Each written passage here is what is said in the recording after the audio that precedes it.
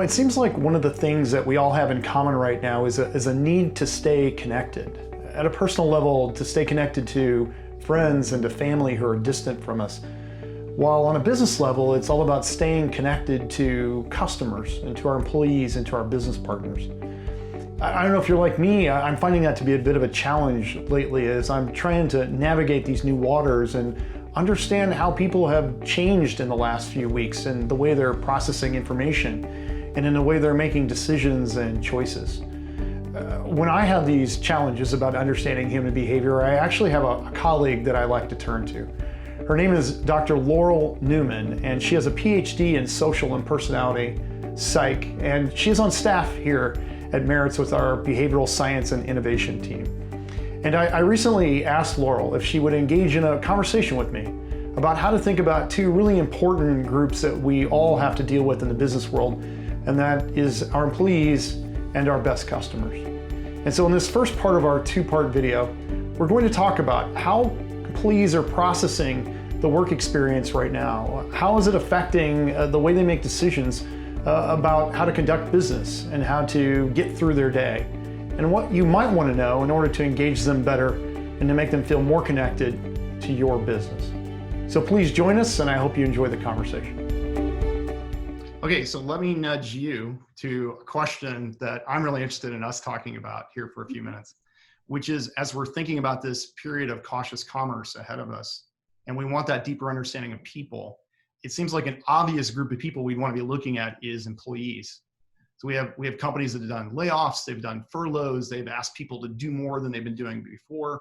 So can you talk us through just a little bit from the perspective of a behavioral scientist?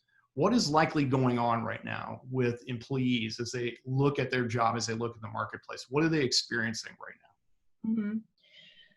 Well, I mean, most employees are working from home still, or if they're an essential employee, they've been coming in through all of this. But either way, as people are transitioning more back to the office, or they're continuing to work through this kind of period where we don't really know what's happening with COVID and our personal safety.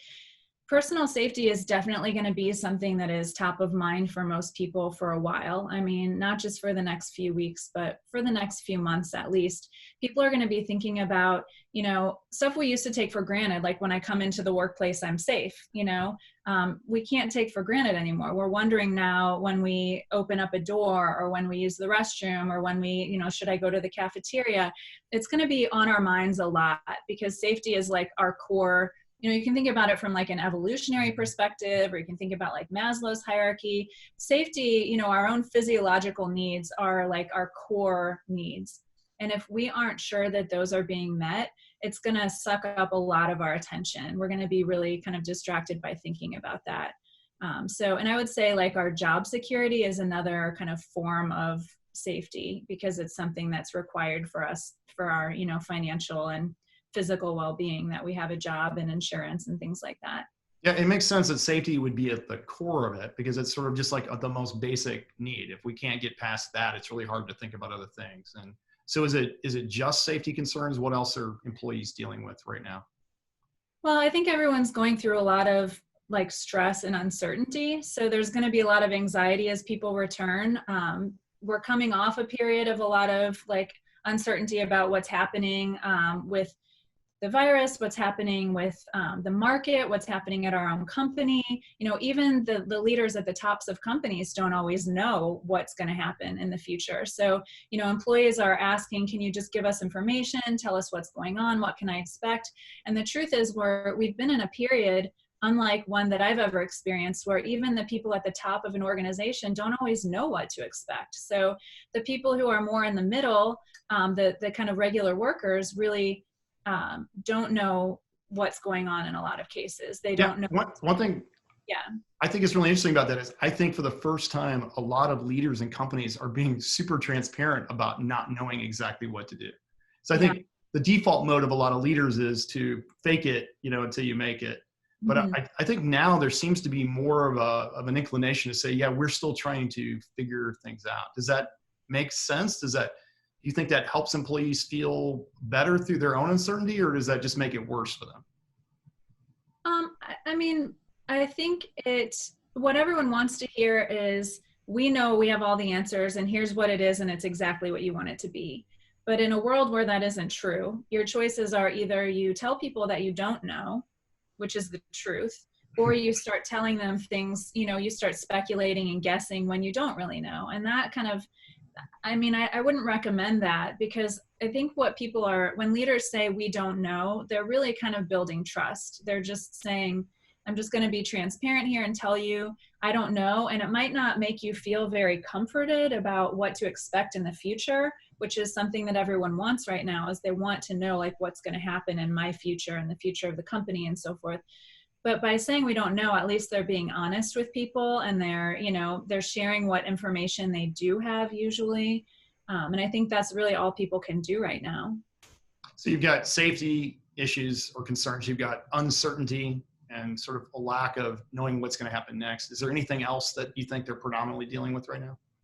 I would say probably the other thing that is on a lot of people's minds is just the amount of, like, for lack of a better term, sacrifice and difficulty that people are going through. So having to kind of reorganize our work schedules. A lot of people are working from home.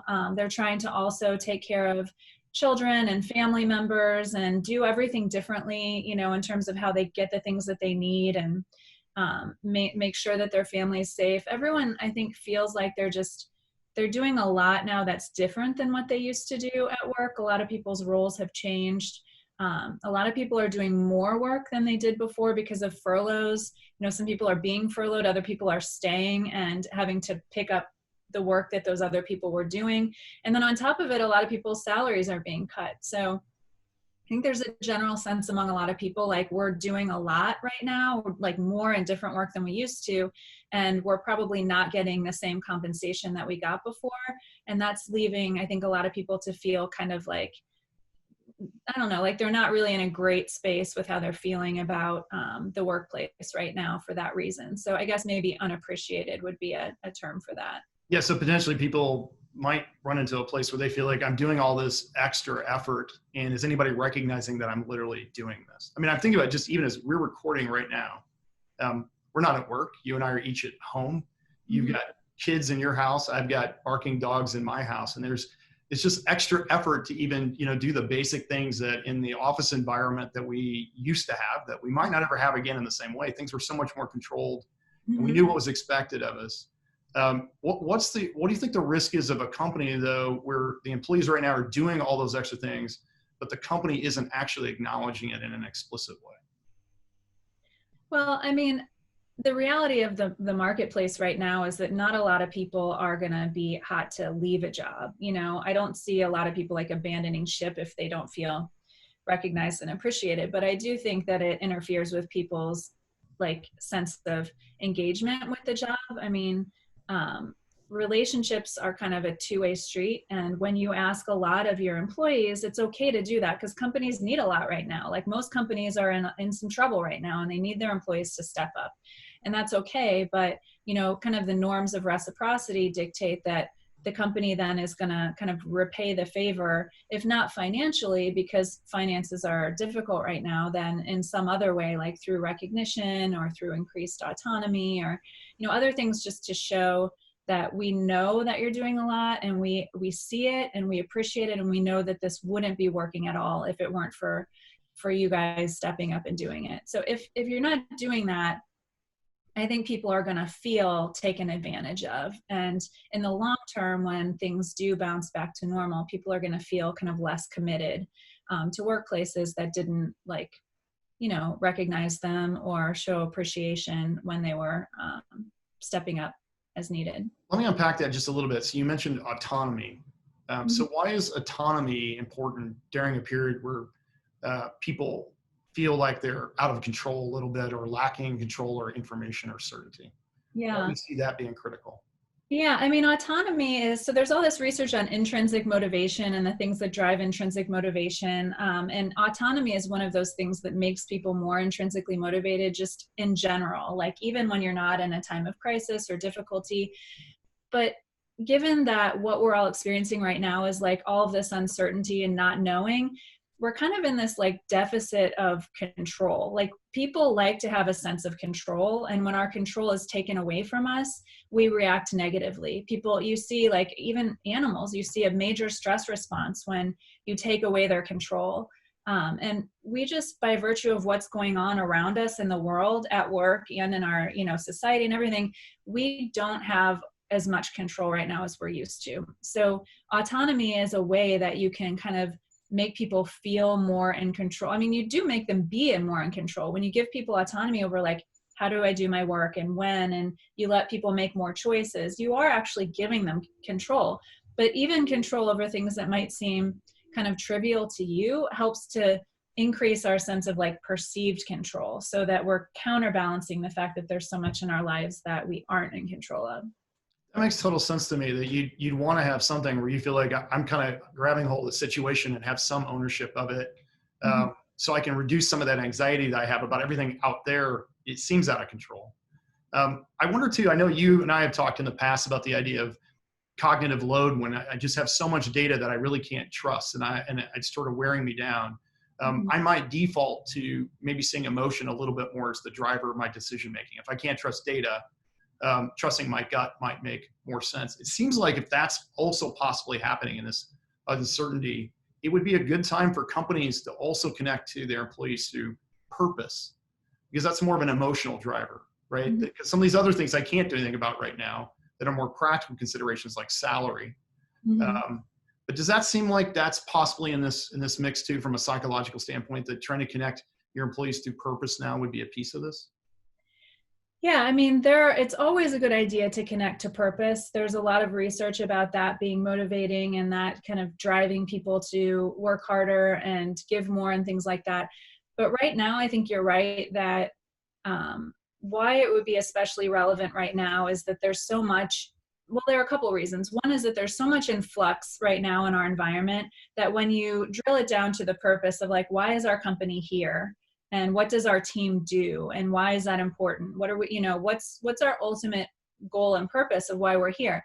When you wrap everything around that, like when leadership keeps coming back to that, like the reason we're doing this is because it helps us with this part of why we're here, it gives people something to hold on to that's consistent, that makes sense to them, that feels kind of predictable, and that they can get behind. And that's important, in this whole, like we've been talking about, environment where you don't feel like you have a lot of control. Having something that's consistent helps you to feel in control, helps you to prioritize at a time when you have so many things going on around you that you don't know what the main priorities are. So purpose can be an anchor that way. Also, socially, this is probably a whole nother topic, but socially, things are going to be weird for a lot of teams and a lot of companies, like people are being furloughed and then they might or might not be brought back. People who are staying are doing other people's jobs. They might be, core parts of people's jobs are just being cut right now. Other things like processes might be changed from the way that we used to do them for decades. There's just so much that's changing in the workplace, and socially, there's a lot to navigate, right? Especially when people are furloughed and coming back.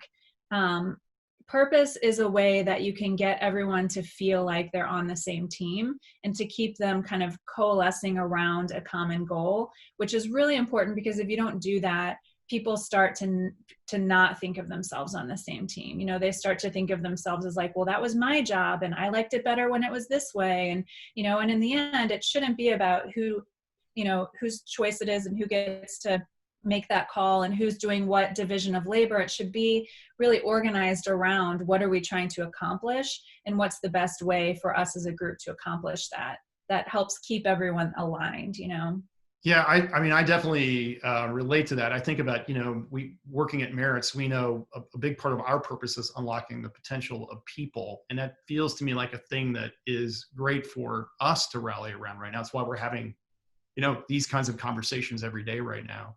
And you mentioned things they're going to get weird. I feel like they're already pretty weird right now. And everybody who's eventually going to go back to an office, if they do go back, are going to go back to a changed workplace. So it may not be more weird, but it's going to be weird in a different way. We've almost sort of figured this piece out, and now we're getting ready to move into this this next one. And I wonder if, you mentioned a few minutes ago, one of the things that employees are probably struggling with right now is feeling like, do people even know what I'm doing? Do they appreciate the extra effort?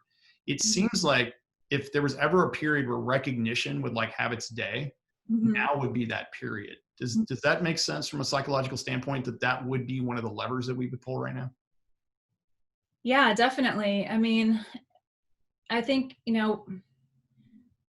one of the things that we do at Merits really well is we look at all different kinds of rewards, and what reward is right for that goal. What kind of behavior you're trying to drive, why do you want people to be doing it, how long do you want it to last, and so forth. And recognition really is a social and emotional reward that doesn't cost very much money. So when you think about it, there's a lot of like bang for the buck when you give people recognition, especially when you do it well, in a way that's meaningful to the person, that ties it to the mission of the company or what kind of impact it had on someone. That really is valuable to people. It makes people feel good. It makes them feel more motivated and more connected to why they're doing it.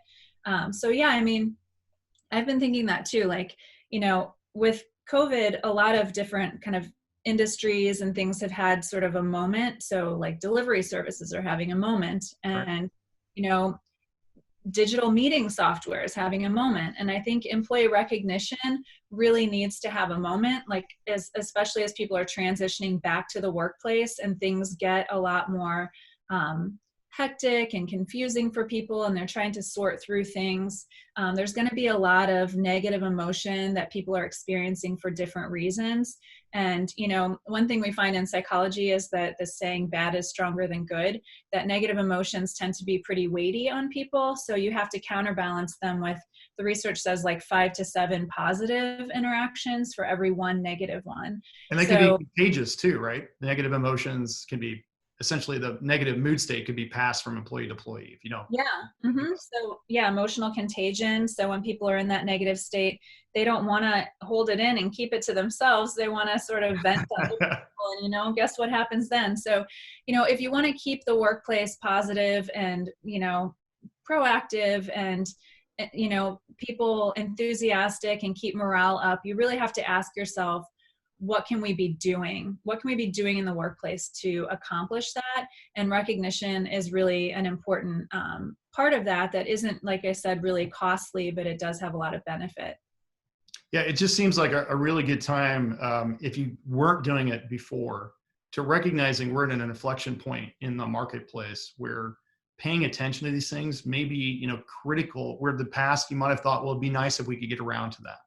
Hmm. Centering people around purpose and recognizing people for the value they're bringing as employees. But it seems right now like you pretty much need to be doing that right now if you want to be successful moving forward, just because of where people are in their headspace and where they are psychologically at the moment. Yeah, I mean, I hope as a psychologist, there's a lot of talk about like at home, like at home right now, we have a couple of kids and they're in all kinds of activities, and, we're running constantly from thing to thing and eating sandwiches in the car. And there's been a lot of discussion about, like, as a family and as a society, will we kind of reassess and recalibrate what our day-to-day life looks like and bring it more in line with our own values. Like all this free time is showing us what we were missing before and how wrapped up we got in a lot of things that really weren't that important to us. So, we've made decisions, without being too personal, like in our personal life, about how to scale things back when this is over, switching from, a really demanding team to a less demanding team, stuff like that.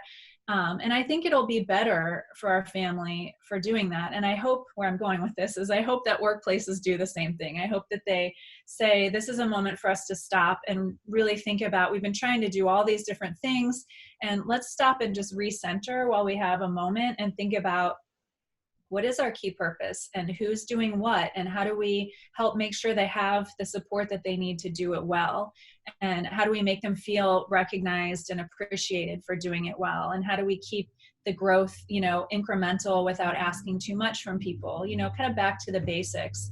It would be great if businesses went through that sort of reassessment the way I think a lot of families are. Yeah, I think they will. And I think businesses are paying more attention to this than before, or at least I guess that would be between you and And me, that would be our hope right now. Mhm. Well, thank you, Laura. I really appreciate your insights on that. I always enjoy our conversations about these topics. And I thank you for joining us in this conversation today. As a follow-up to this conversation, Laurel and I are going to take a little shift in our focus, and we're going to be looking and talking about my favorite subject, which is customers. So thanks for joining us today, and please join us for part 2 of our conversation.